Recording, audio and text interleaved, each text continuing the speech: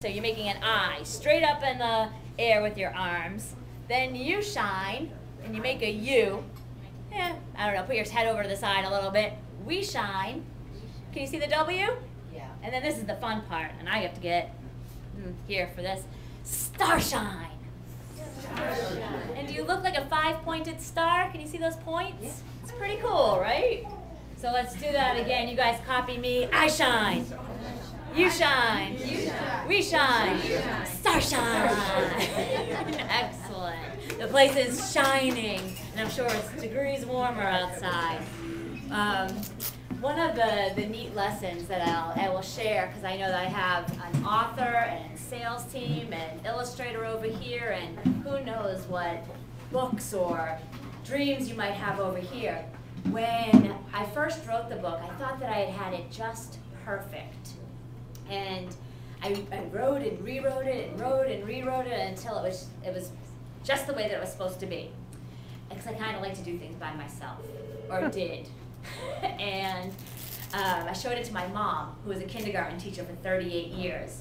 So she knew a little something about children's books. And she said, honey, if you want this book to really be loved by teachers and students of, the age group that you're targeting, elementary age, she said it really should rhyme. Now, when I first wrote this book, did you guys notice that my book does rhyme? Yes. When I first wrote this book, it thought that I had it just perfect, fantastic, it needed no more work. It said things like, I love you fuller than the fullest moon you ever knew. I love you stronger than the strongest big river dam. I love you prettier than the prettiest flower ever found. Not so good, right? And I told my mother, though, Mom, you're crazy. You don't know how hard I worked on this. I know that it's perfect. Leave me alone. That wasn't very nice to her. But I went back and looked at what she was suggesting, and I figured out that she was right. So I rewrote the whole book to make it rhyme. And then I showed it to my sister, who has 4 children. So she knew a little something about children's books. Now, I don't have any children of my own, and I hadn't been a teacher. My sister read the book, and when I first wrote it, it wasn't a flip-sided book. It was a story of love told between a mother and child, but it went mother, child, mother, child, mother, child every other page. And my sister said, hey, I have a really cool idea. I think if you pull out the mom's story and pull out the child's story and have them meet in the middle, the kids would really like that. And I thought that was a really cool idea. So I was excited to go back and make that change, but guess what that meant? If I had just rewritten it to make it all rhyme, now I had to rewrite the entire book again, because now I was going to pull out every other page. So there was a lot of editing. And I think when we're in school, sometimes we get papers back, and there's a lot of red circles all over them. Or I know you guys must be doing draft after draft after draft of your work, right, in school? Yeah? Well, one thing that I realized is that our mothers, our teachers, our editors, now that I'm at a publishing house, I am an editor, they're just trying to help us get our best work possible. They're not trying to make us wrong or make us just do more work. They really helped me see things that helped us get our best book possible.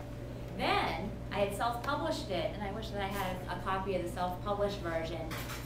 We self-published it for 5 years, and we sold 180,000 copies, so people really loved it. But then when Source Books bought our book, we sat down with the editorial team. Now I had real-life editors that they got to have their say.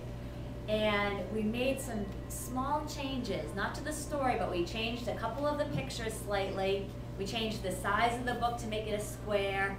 We made this title nice and big. It wasn't very big on my last book. And these pages right here were just plain white, and we made them so pretty. And I was like, wow, I really learned the power of having a team and of turning something over to somebody so that you wouldn't get in the way of even how great it could be, and not having to think that I had it all figured out. So that's the part of the editorial process that I learned that was very, very important. So now I try my best to do things with a team and to get other people's thoughts. And now it doesn't mean that you're going to take everybody else's opinions, but it does mean that you can take in what other people share and decide if it resonates with you. So sometimes it's a little bit more fun if I end on that I shine cheer. But I'm happy to answer questions.